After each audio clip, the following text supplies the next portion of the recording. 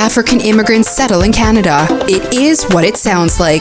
They help newcomers from Africa settle anywhere in Canada and adapt to life here without hassles, providing individual and family support, driver's road test assistance, student support, computer skills training, and job search assistance. Free consultations are available all year round. Contact African Immigration Settlement in Canada. Visit aisic.ca. That's aisic.ca. Good evening, everyone. So we're going to start with a brief introduction of AISIC. AISIC is AISIC, All African Immigrants Settlement in Canada. So it was established on the 12th of May, 2009. AISIC was formerly called All African Canadian Immigrant Solution, INC, and it's committed to facilitating the successful settlement of new African immigrants in Canada. Our organization was founded with a deep-seated interest in seeing individuals thrive and succeed in Canada, coupled with a response to the increasing number of African immigrants choosing Canada as their new home. Our organization provides a range of family and individual support services addressing crucial aspects of the settlement process. Some of these services include accommodation assistance, financial guidance, and community integration. Additionally, we offer orientation, student accommodation, admission support, employment opportunities, and specialized assistance with obtaining a Canadian driver's license, ensuring a comprehensive and seamless transition for immigrants of African descent. Our services extend across Canada, helping African immigrants to settle without hassles nationwide. We recognize the diversity within our community and tailor our services to meet the unique needs of individuals and families. So that's a brief introduction of our organization. So I'll hand over to my co-moderator to proceed. Thank you. Thank you so much. Good evening, everybody. I hope you're all doing well. Thank you so much, everyone, for joining today. I'm truly excited to be here today. We'll have with us today Dr. Bosu Adegboro. He is an international trained medical doctor with a 6-year experience in both clinical and public health. He's a resident doctor in the Department of Family Medicine, the University of Manitoba. God has blessed him with a very beautiful wife and a daughter. He migrated with his family to Canada 4 years ago. And his professional aspiration is to be a clinical scientist by the grace of God. And he loves reading and spending time with his family. With a digital round of applause, can we please welcome Dr. Bosu to the podium? Thank you very much. I want to thank the CEO of this organization for the opportunity to have this section with this team today.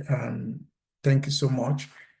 And then I also want to thank every one of us who has made it possible to be here today. Yeah. So before I continue with my presentation, it's very short, brief, but I will make sure that I answer some of the questions along while I'm presenting this. I want to know how many of us came to Canada maybe the last 2 years or 1 year. If you are there, can you just indicate maybe in the chat or somewhere just for me to know? Okay. I think I've gone through the list of people that are here today, and I know virtually 70% of people here on this platform now. So I'll be talking and I'll also be asking a few questions along the side while I'm presenting. So the topic I have today is building a career in Canadian healthcare system. So just like the moderators has introduced me, my name is Olatubosun Adegboro. So I came to Canada just 4 years ago with my family, and I started my career in Canada precisely this year. Let me say last year anyway. So because I was doing something before I started my residency program. And I just give God the glory for that opportunity. And then I see that if it is possible for me, it is possible for anybody. to get into the healthcare system in Canada, though it seemed to be a little bit tough, challenging, but it's something that is possible. Okay, so that's what we're going to be talking today. I want to look at some of the opportunities that we have here in Canada. Just like I was having a conversation with my wife a few minutes ago, and I said the opportunities here is limitless.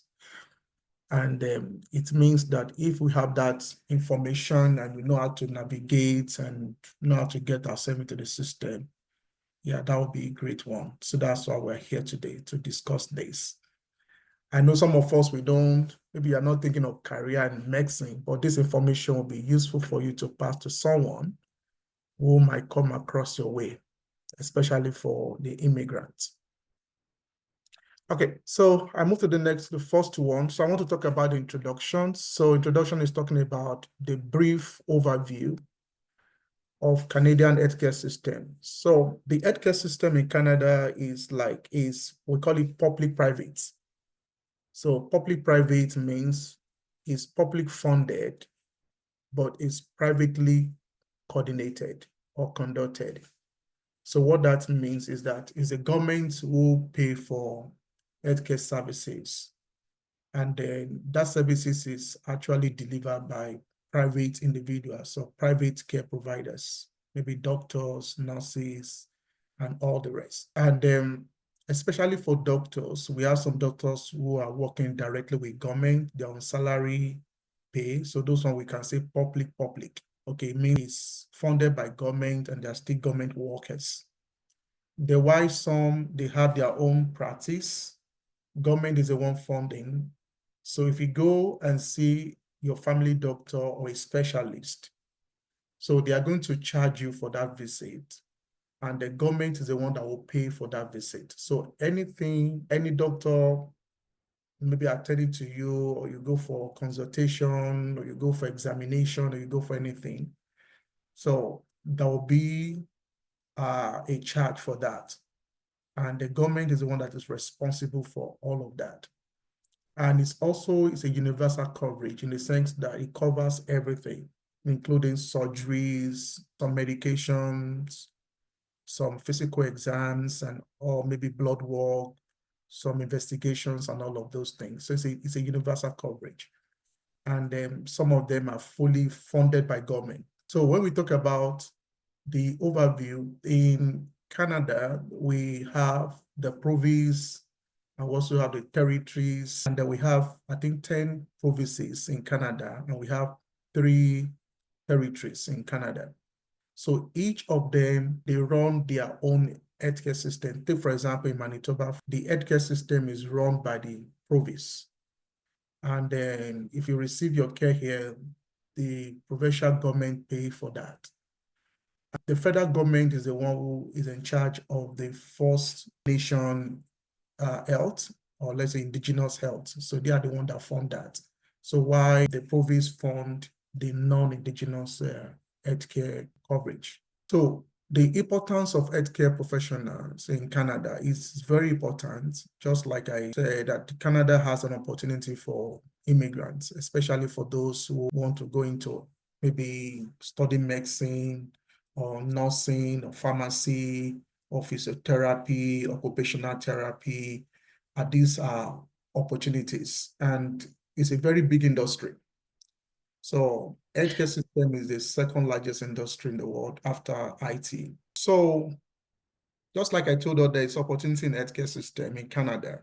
So where I'm currently doing my rotation now, the day I landed, people were approaching me left and right and to say that we want you to come here. So the land is big and there's a lot of opportunities here. So which I'll be telling us as we go on in this presentation. So why are we building a career in this system? So the system is actually rewarding. It's rewarding in terms of not just the money. So money is there, is big. And then in terms of other things you benefit from, like vacation, stuff they give, special things they plan for doctors, nurses, and everything. And let me just mention this. I bought my house recently. That was last year. And then because of my association, that medical organization in Manitoba, or Association Manitoba, has a understanding with one of the banks, and I got a very, very low interest rate with that. Yeah, so those are the opportunities we get, and there are a lot of opportunities, rewarding in terms of, appreciation, in terms of things you get, in terms of returning and all of those things. So it is something that we can actually look into and build a career there. We're going to look at some of the things. Okay. So Canadian healthcare system overview. So let me just run through. I mentioned this partly in my introduction. So like I said, Medicare and its principle is universality. So it means that there are 5 or 6 principles of healthcare delivery in Canada. We have universality, accessibility, comprehensiveness, portability, public administration. So now we explain all this.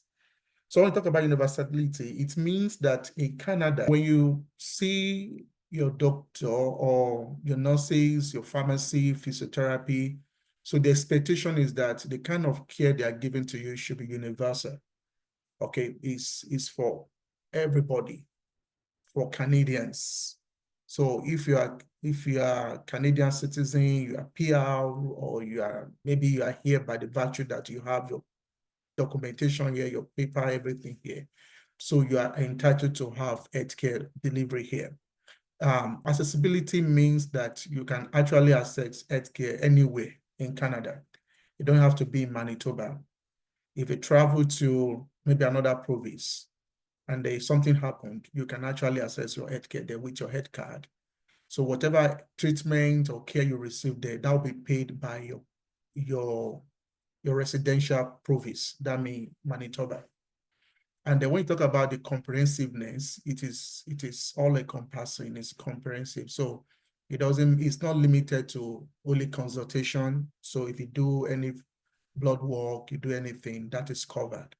And any investigation you do is covered. You don't have to pay out of your pocket. So everything has been factored in.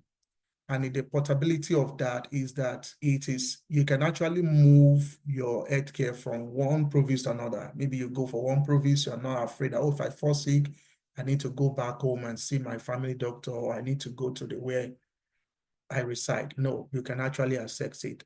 And the public administration means that it's public funded, is funded by government. That's the difference between here and the US. So in the US, it's private. So you pay out of pocket. I remember one of my patients went to the US and then he had the attack over there. So, and then when he came for follow-up in the clinic, we're talking, and then he said he spent $10,000 just for 45 minutes to be in the hospital, and they attend to him. He said $10,000. But here in Canada, everything is covered for you. You don't have to pay out of pocket, except for some services that you need to get a coverage for, maybe like dental, for example. Maybe like you want to get glasses and you want to do all of those stuff. So you might need to get insurance for that. Okay, so just like I told us, the healthcare system has a delivery models. So we have provincial government and territorial government. So for the province, we have 10 provinces in Canada. Each of them delivered the healthcare to the people living in that province. And then we have 3 territories in Canada, and they also have their own healthcare system delivered by them. And they get some quota from the federal government to support each province. And then the expectation is that each province should be able to provide for everyone who is staying in that province. So that's how it's run in Canada. So the only people that that federal government is directly involved are just the indigenous people or First Nation communities. Those are the ones that the federal government are directly involved. And some of them, we have both the federal government and the provincial governments, pooling resources together to take care of some of this indigenous community as well. So the key healthcare institutions and organizations in Canada is quite different from where many of us are coming from. Back home in Nigeria, where I come from, is a quite different system in terms of the structure. Here we have some doctors who work in the clinic. They have their own private practice where they see patients and they still work with the government in the hospital. Why some don't even work in the hospital at all, they stay with their own private clinic, and they do everything there. Most of all the hospitals here, as far as I know in this province, are owned by government. So there's no hospital that is privately owned. Okay, so not like back home that you have one person, one doctor having the hospital, another person having an hospital. Here, all the hospitals are owned by the government. And these hospitals have their own, we have what they call tertiary, secondary, depends on the level of cares they give. And then we have some that give emergency, urgent care, and then low care, and all of those stuff. We also have some organizations, they're not like a hospital, but they are like agencies that probably work with government to hire people for government. Yeah, it's just like if you have, like I met some nurses just a few days ago, and they are not direct government employees. So these are people that the agency employed them, and they work with government, and the agency are the one paying them. So we have organizations like that deliver such things. And then we have some organizations that also work in home care, giving home care delivery to maybe elderly people and all of those stuff. It's a very massive organization here in terms of healthcare system in Canada. So I go to this career pathway in healthcare system. So I'll quickly go to this. Number one, primary care.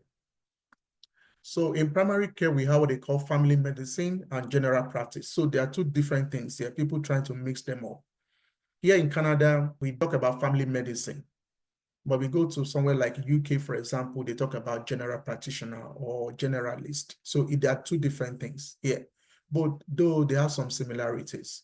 So as a family doctor, though the kind of training you have is deeper than what you have as a generalist. So you have more exposure in terms of your training. Okay. And then primary care or family physician are very, very key in Canada. In fact, every person in Canada must have a family doctor. So family doctor is a core organ of healthcare system in Canada. So it means that the healthcare system in Canada is built on family physician or family or primary care providers.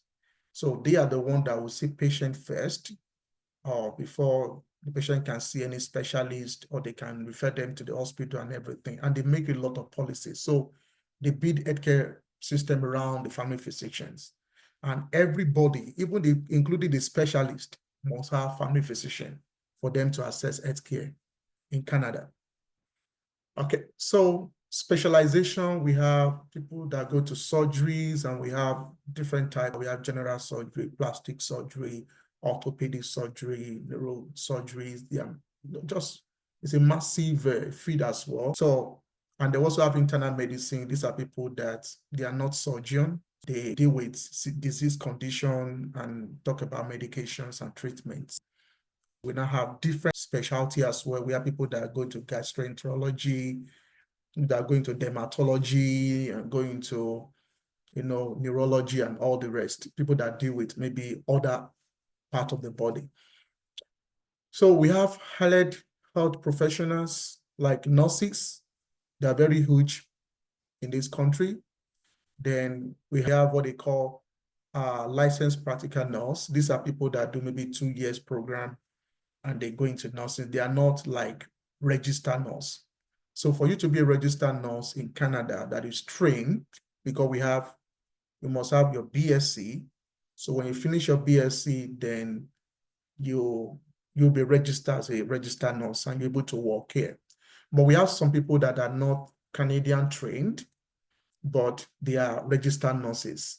So these are people that they have BSc back from their home country, and they challenge the exams. And instead of going through the Canadian program, they're able to challenge the exams, and they pass the exams, and then they are registered as nurses there. So they can also work here as registered nurses. So we have physiotherapy.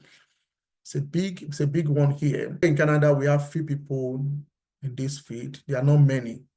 And most of them are probably private owned. We have people that they have their own private clinic where they are doing the physiotherapy.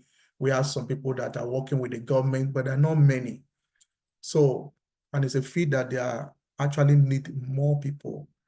You find out that when you refer some patient to physio or physiotherapy to go and do physiotherapy, they can be on wait list for 6 months. So that will tell you that that area, that field, we have a shortage of personnel. Then pharmacy is also a very important area here. Yeah, I think in pharmacy here, if you want to go through that pathway, you need to go to school and all of that. But for some people, maybe they are pharmacists back home and they can challenge the exams. I know one of my friend's wife who is a pharmacist. So pharmacist back home, and then she came here, she just challenged the exams, and I think like 2 or 3 stages exam, very tough. But she's a pharmacist now, she's already practicing here. So as a pharmacist, you can do hospital pharmacy, you can do maybe like a community pharmacy, and these are the way you can do, but it's very lucrative job and a very promising and rewarding aspect. Then another thing is another opportunities in healthcare system is research and academic. We have some people that are medical doctor, maybe they have their first degree in medicine and they don't want to practice, they don't want to do clinical work. They want to work non-clinical, they want to do research. Okay, so there's also opportunity for that. And that field is so massive. Okay, so that's another area. And this area, I was interested when I came to Canada, because when I had all the stories that it's not easy to get to Canadian healthcare system, to practice as a doctor. So I've already prepared my mind, I was going to be a researcher. So already doing something like that, I find myself into the system and I'm still interested in research. So it's another area where we can actually look into. So some you want to teach, maybe just do a master's, you have your, what's it called? You might not necessarily be a doctor, but you can just maybe have a master's program and you are doing something that's related to healthcare system, healthcare and then health. And then from there, you can maybe give lecture to medical students, to residents, and to all of that. So some people go into academics and do all that. Another thing is health administration and policy.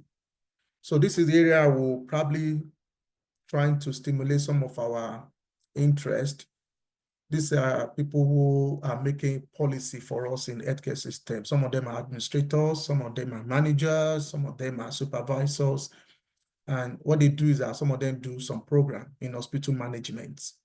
And from there, they make policies for people. Some of them are clinic managers and they are paying them very well. So they don't know anything about health, they don't know anything about injection, they don't know anything about care, but they are the one who in the managerial positions, making decisions, forming policy for the hospital, and they're doing fantastically well. So, and that's another aspect that we can look into. We have some of them that are doing to maybe medical record, informatics, and all of that. It's a great fit.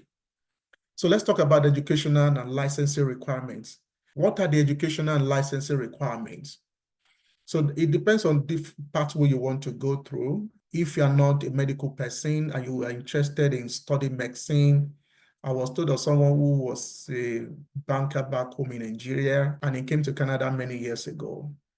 And when he came here, he felt that he can try this medicine. So he went back to medical school. He has a first degree already, so he just entered med school. And then today, I think he's doing a specialization in cardiology. Yeah. So if you want to go through that as a long route, after the first degree, then you're going to medical school. So medical school here in Canada, you do some interview before you can be admitted to med school. And med school here is 4 years program. Yeah, so 4 years program. Where I'm working right now, doing rotation right now, I met a nurse on the ward. She has a BSc nursing already, and she's already working as a nurse, but she wants to be a medical doctor. So she wants to do family medicine. So she's going back to, school. She wants to, trying to get intervene to med school. So that's that. Another thing is a professional schools for people that want to do maybe like want to do nursing. Yeah, nursing here in Canada, if you have not practiced, maybe if you're a nurse back home and you felt that, okay, let me do nursing. So you can go through university education, just do 1 year foundation courses.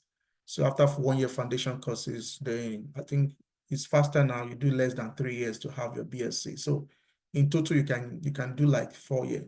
So when we came here 2000, my wife practiced nursing back home for like 4 years or 5 years. So when we came here, we just felt that, okay, she was thinking of either challenging the exams or just get and start practicing, start working here.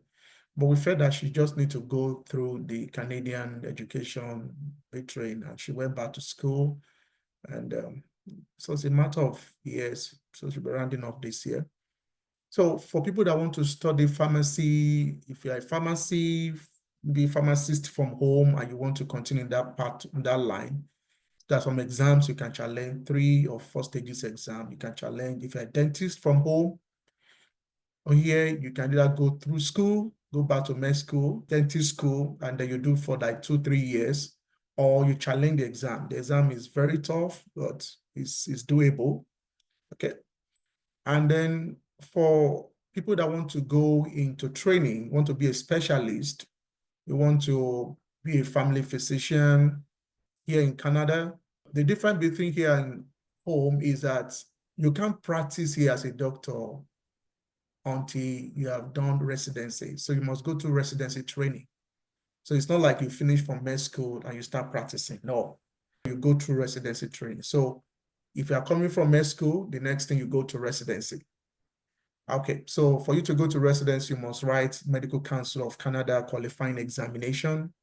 So for Canadian graduates, just one exam, they write this exam and they get into residency. In fact, they do not need to write this exam before they start their residency. They can start their residency straight while they're writing this exam. But for international medical graduates, so you need to write this exam. So we write this 4-stage exam, another exam, we call it NACOSKI. And then once you pass those 2 exams, then you can apply. There are some other exams you write, but this exam is something that you need to write and pass first. So residency program is for everybody who's going to practice here as a doctor in Canada. If you are going to go in maybe from med school, you enter to residency, or you want to do residency training, you go through this pathway. But for medical graduates, it's not only residency that is a pathway. In Manitoba here, there are other pathways for IMGs. So there are some programs here in Manitoba, we call it MLAPIMG. It's actually a program for medical graduate. They will just do 1 year accelerated program. So after that, they will go to the rural community to do return of service for 4 years. They'll be in the community. So while they are there, they'll give them provisional license, and they will be under supervision for the period of 4 years. While they're there, they write the exams, the board exams to be qualified as a family physician. But some people go through the residency part, which is more rewarding. Another thing is to do continuous professional development. Even as you are practicing, you'll be doing this to update yourself as a pharmacist, as a nurse, as a physiotherapist, as occupational therapist, whatever you are doing in your healthcare system. So there's a need for continuous professional development. So you do this to get updates on the kind of field or where you are practicing. Okay, so what are the challenges? Challenges and barriers. Yeah, so Canada comes with its own challenge in terms of training. Yeah, to get into a care system in Canada is tough, but once you get in, things easing up. So when we talk about the length of training and education, depends on which one. So if you are going for residency, for example, it depends on which specialty. For family medicine, it's just 2 years. And if you want to do what they call a enhanced skill, because as a family physician, you can have a family medicine and also do 1 year specialty. So you can be a family physician and also emergency physician. So you do 1 year after your training for 2 years, you can do 1 year emergency, or you can do 1 year in obstetrics. You want to be taking care of pregnant women, or you can do 1 year in maybe palliative care, people that take care of, people with end of life care, or you do something like addition and all the rest. So there are a lot of opportunities. So if you want to go into maybe like internal medicine, for example, it's 4 years, and want to go to surgery, 5 years, depending on what aspect of surgery. So it's actually long. One day I was sitting down and we're analyzing how many years it takes for somebody to be a doctor in Canada, just in Canada. So we're looking at, okay, you finish, you have your first degree, that's 4 years. Then you go to medical school, 4 years, that's total is 8 years. And then you now do residency training, minimum of 2 years, that's 10 years, just for you to be a doctor, to practice in Canada. So it's a long one, but it's worth giving it because at the end, you forget all those stuff. So financial cost and student debt is expensive. Medical education is expensive here in Canada. But the beauty of it is this: if you are going to residency training, for example, government is fully funded by government, so you don't have to pay. So government paid money to train doctors. Yeah, so and it's a lot of money training doctors and students. So for medical students, they have to get loan to pay for their school fees. For nurses, when they are doing your nurses BSc, so government give you grant or you get a loan or from the government to go through to have your first degree. Pharmacy is the same thing. So it's only people that are going for residency that government fully fund, because they know that is actually very, very expensive. You can't pay that. There's no loan that can pay that. So that's why when you finish your training, they want to make sure that you stay back in the province to work there. So licensing challenge for internationally trained professionals. Yeah, just like I said, it's challenging for us that are coming from that train outside Canada. For Canadian graduates, it's like a continuum for them. They finished medical school, they enter into residency straight. But for us, it's not like that. So you need to challenge the exams, you need to challenge the board exams, and then for you to get into residency, and it's very tough. They have just few seats for international students. You may have maybe 9 slots, and we have thousands of people who are applying for 9 spots. And then the other pathway for international medical graduates, maybe if you don't want to go to residency because it's tough to get into residency, it's tough. People go through LMPIMG. LMPIMG that program is only for internationally trained medical doctors. And then they take a lot of people here in Manitoba, maybe 20 or 30 people. It's also very competitive. Yeah, for nurses, challenging, you need to write exams, you need to go through school. For pharmacists, the same thing. I know like I told you, one of my friend's wife, she's a pharmacist back home, and she had to write exams and all of the challenging exams. Yeah, it's very tough, but it's doable. So work-life balance and burnout risk. Here in Canada, some profession or some specialty will give you opportunity to have time outside your work, but some will definitely drain you out because you'll probably be in the hospital most of the time. So that's why we have a high rate of burnout, and then people return very early in their career and all of those things. But there's always a work-life balance. It's time. Usually that when you are doing your training, you don't have that time. So it's not your time. But when you finish your training and you're a doctor, you can plan your time. You can plan how you want to work. You can design the way you want to work. Okay, you can design that yourself. So adapting to the diverse needs of Canadian populations. So these populations, we have, Manitoba is a multicultural society. So we have different people from different countries, and there are challenges peculiar to these different populations. So as I do your training, as I integrating, interacting with the system, we'll begin to understand some of these complexities. Okay. So I go to job opportunities and rewards. So healthcare system in Canada is very stable, very vibrant, strong. Canadian healthcare system is one of the top healthcare system in the world, and is one of the largest in the world in terms of facility, in terms of what they have, the quality of training, the quality of exposure and everything. And then they still need medical doctors here in Canada. Currently, across Canada, we have about 2.7 doctors to 10,000 patients. And that is really, really small. We need more doctors, we need more nurses, we need more physiotherapists, we need more pharmacists. And as the population is growing, so we need more people to take care of. We have many people in Canada, especially in our province, that don't have family physician. You can see one family that will say that I have had enough. I can't take more. Maybe they have 5,000 people on their panel, and they have 2,000, 5,000. So we have a lot of people that don't have family physicians. And if you don't have family physician, you won't have access to specialists if you have any issues.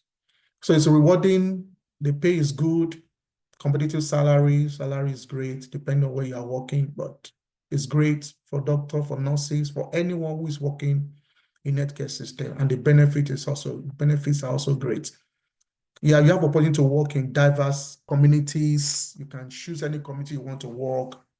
You want to work any communities in Canada. So they need healthcare providers. And the growth in healthcare technology and innovation is ongoing now. So we're talking about artificial intelligence now in healthcare systems. We're talking about a lot of things going on now, a lot of innovations, a lot of ideas going on, and the industry is actually growing very rapidly.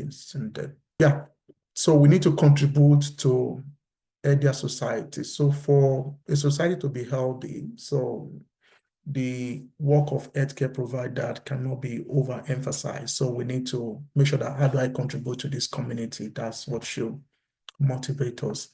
Supporting the vulnerable populations. So the role of healthcare provider in underserved areas. We have many rural communities in Canada, many indigenous communities in Canada that don't have nurses, they don't have doctors, they have to fly them from the city to the rural community, and they pay a lot to do that. So we have many programs in the north, recruitment, retentions, and trying to get ed providers into the systems and all of those. So it's a field that is really, really growing. So importance of cultural competencies in care delivery. So by the time you are working with different peoples, like indigenous people, who understand what is peculiar to them. You are working in, take for example, you are working in Southern Manitoba, where we have more of this, what they call religious people there, like Mennonite people, Adorites, and so they have their own peculiarity as well. So it's a very dynamic society. Yeah, so how do I get started? It's very important. We need to research education institutions and programs. If you are interested in studying medicine, you need to research and find out. If you want to do nursing, we need to find out from people who are already in the program, or just find out and say, okay, you want to do it. Just a matter of planning yourself. You need to sit down and plan your time and draw your goal. Okay, especially for people that are just coming in now. My advice is that don't just rush into things. Sit down and look at it. That's what I did when I came here about 4 years ago. I sat down, I said, where do I want to be in the next 2-3 years? So I sat down, I planned my goal, and I make sure that I don't venture into things that will prevent me from reaching my goals. We need to network with professionals and mentors in the field, people that are already in that field, interact with them, find out about information about them. They can give you very authentic information and that you can work with and make it to get into the system. Another thing is volunteer, gain experience. When I got here, I volunteered in some clinic, and then I also did some shadowing in some clinics. The same thing with my wife, the same thing with other people. Please volunteer, know what is going on in the system, because the system will not want to take somebody who is alien to them. So they want to see somebody who is close to them, who knows about the system. So don't just distance yourself or stay in limbo. So just need to associate yourself with other people. Stay updated on the trend and policies in healthcare Canadian system. So the system is growing. There are a lot of policies coming up every day, and that is giving more opportunity for healthcare providers. So stay updated. Okay. Yeah. So my conclusions. Sorry for talking too much. So importance of career in healthcare system, I've mentioned that. I cannot emphasize that. It's a very great industry. It's growing. So what we need is passion, we need dedication, we need resilience. So this community, we need to have passion for that. You need to dedicate your time, everything, you need to be resilient, don't just give up. So call to action, take the first step towards building a meaningful and impactful career. Okay. I'll conclude by saying wisdom is profitable to direct. That's very important according to Ecclesiastes chapter 10, verse 10. So wisdom is profitable to direct. Some people come here as immigrants And the first thing they are thinking about, I don't have any issues with that, but that is what I've observed. Some people come here, the first thing they are thinking about is, I want to buy this, I want to buy that. When they have bought all of those things, they need to be running to finance those things. And in the course of doing that, they lose track of their dreams and their visions. So, but when you are coming, the Lord give you wisdom to plan your life. You can start little while you're building your careers. So, and then when you get in, you can now, begin to buy those things, and it will be easy for you at that point. So I have this understanding that success is not an event, it's a process. So it's not an event, it's a process, and then you need to build on that. Okay, thank you very much. Awesome. Thank you so much, sir. Can we all give Dr. Bosso a digital round of applause? Thank you. Thank you so much, sir. So you can send in all your questions, but I think I will just start with a question that I have. So knowing you, I know that you're the minister of gospel, a pastor, right? And you're a married man too. So how do you balance your time, being a minister, being a child of God, developing your own spiritual growth, your family, and also studying for exams and things like that? So if you can just speak a little bit on that. Thank you very much.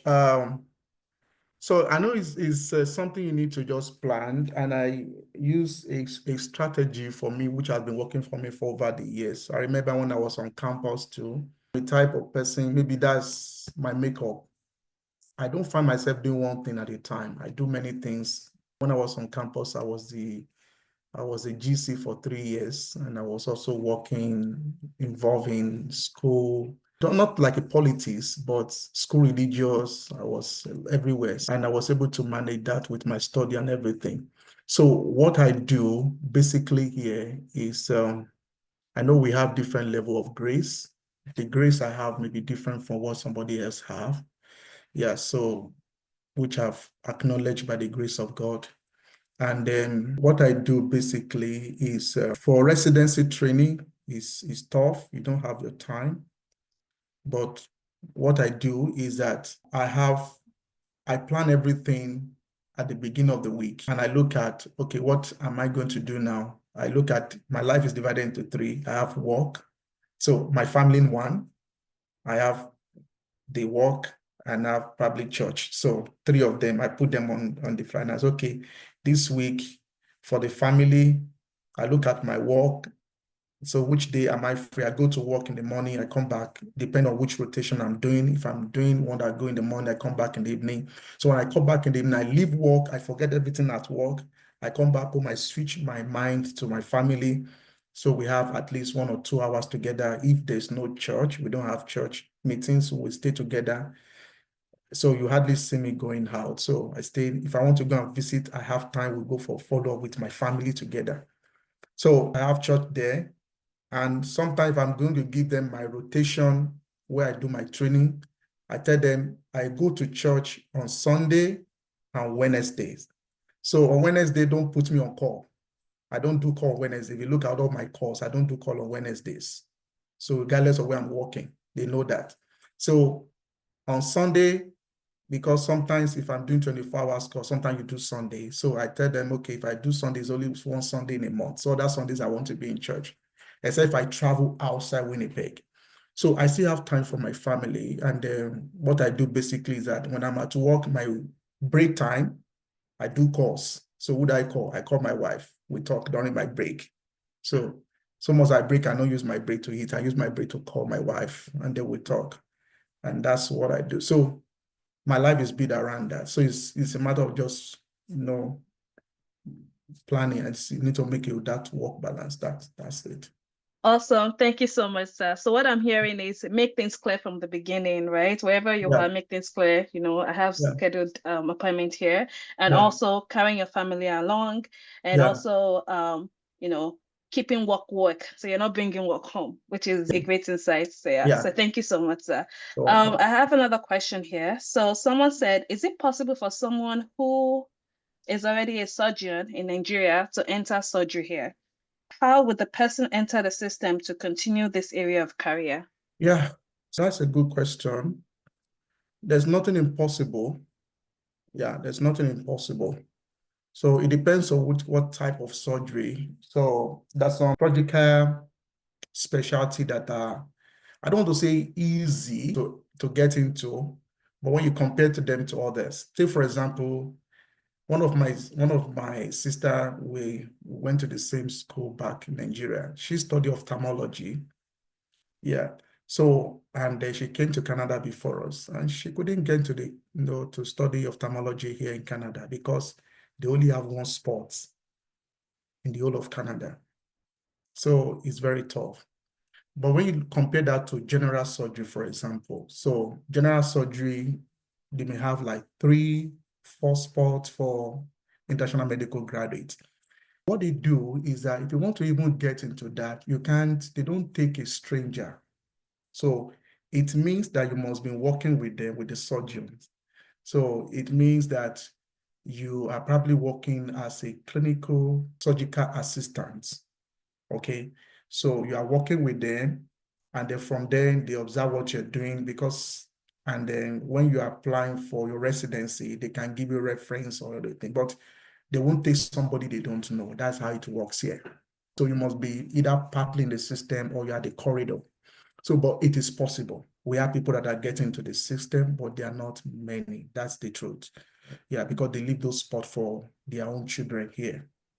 Okay, sir. So she added that the area of surgery is orthopedic. Would that change anything you've said or any add-on you want to add to it? Yeah, so for orthopedics, that's another tough one. I've not seen in the last few years where they take international medical graduates for orthopedics. I know someone who is an orthopedic surgeon. He taught me med school, okay?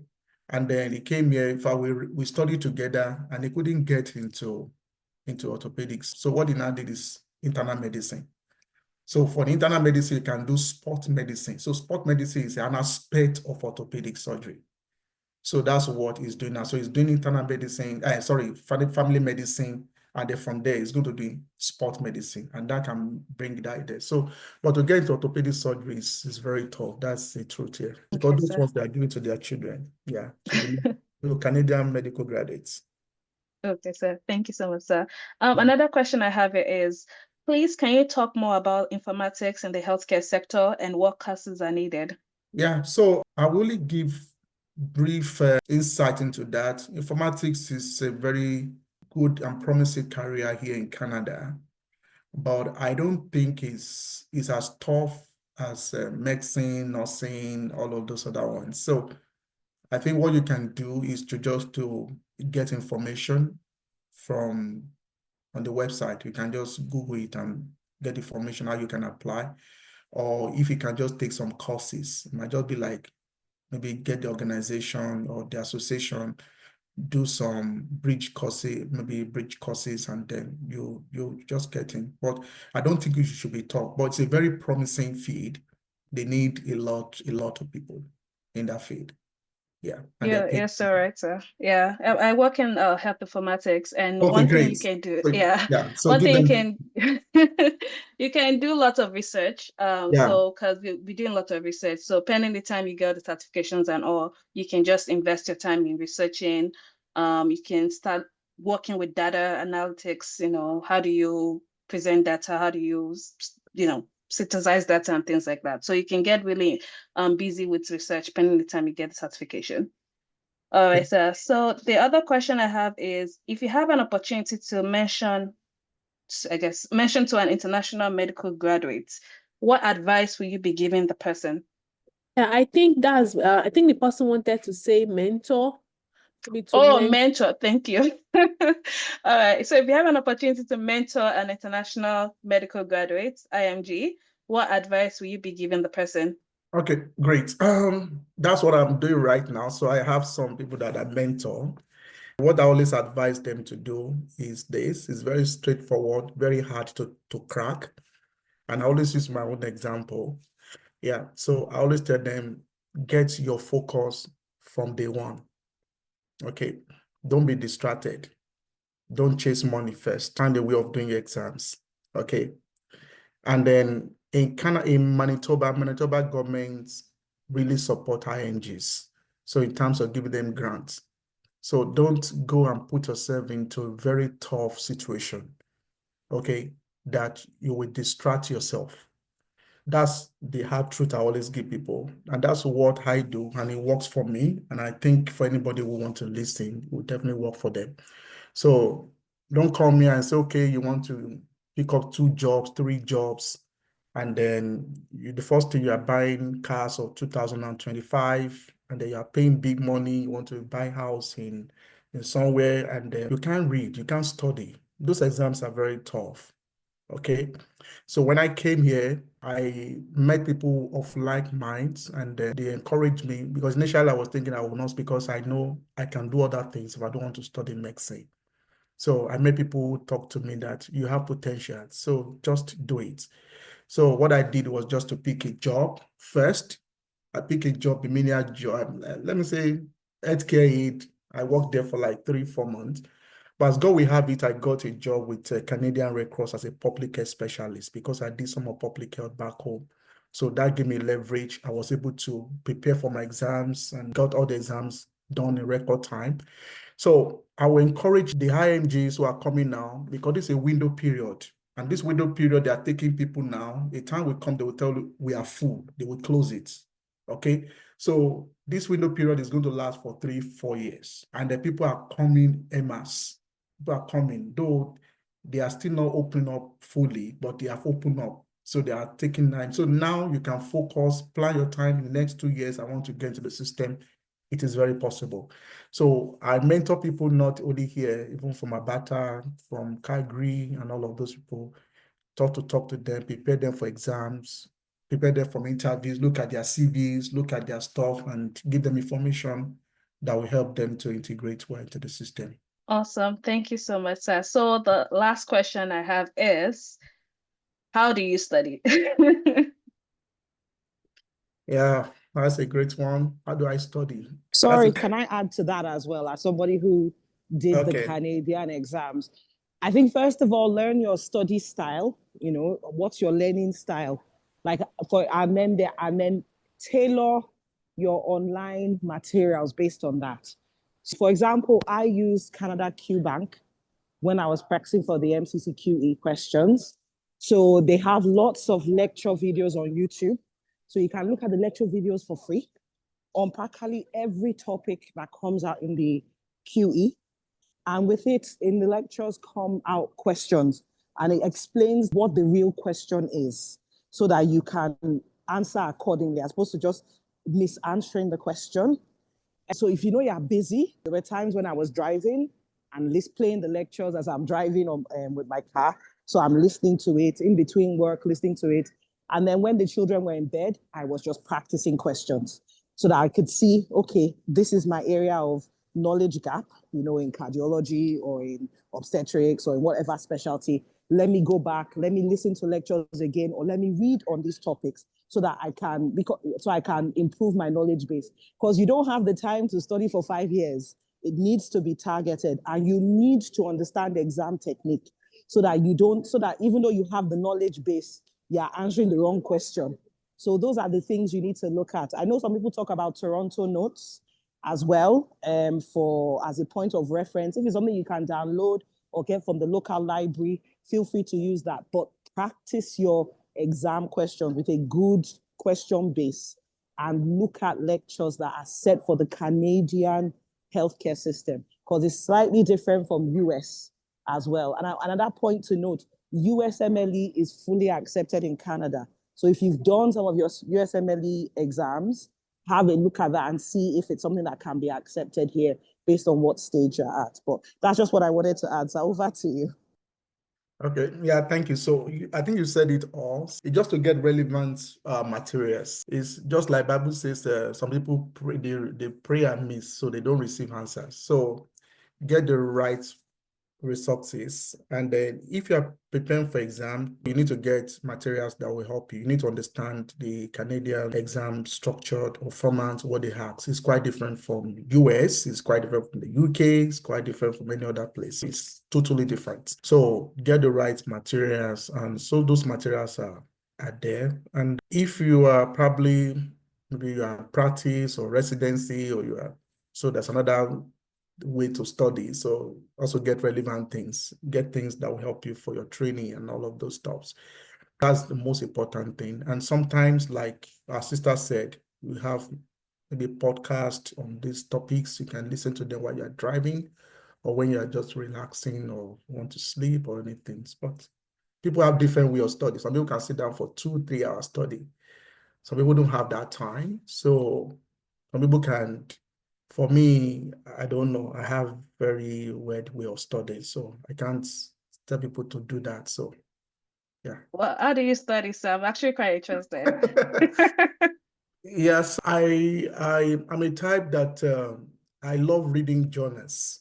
I love reading journals. So, and then I love reading. I don't really sit down with books like that. I love reading articles. So I read medical articles and all. So from there, I get all my information up to date. And then, then what I do most of the time is that I have small papers always with me, small jotter, just put those things, discount them and all of those stuff. And then for me, I use up to date as well, but so massive, but just use few things. And I do some way of, it's not conventional way of study, so I won't tell people to do that. So people read books. Sometimes if I want to watch videos, I can watch, especially for procedures. So I watch videos on YouTube or I have a channel I subscribe to. I just listen to their lectures. I listen to the lectures. I just read journals and all that. That's what I do. Awesome. Thank you so much, sir. And thank you everyone for contributing. Can we give Dr. Basu another round of applause, please? A digital round of applause, if you may. Thank you. Thank you so much, everyone. Thank you, sir. Thank you. So on behalf of ISEC, I would like to say thank you to everybody. We actually have a YouTube channel that this will be going on onto. We had the previous one on there as well. So we have a YouTube channel with the same name, ISEC. So please go on there, like, share, comment, subscribe, as they say. And if you have any question, please feel free to reach out to the CEO. So it's in the chat now, so you can please go on there and just like, comment, share, view all the videos that we have there. And I pray that as we embark on helping other people, that the Lord will give us the wisdom needed in Jesus' name. So once again, thank you, everybody, and have a good night. Thank you. Bye.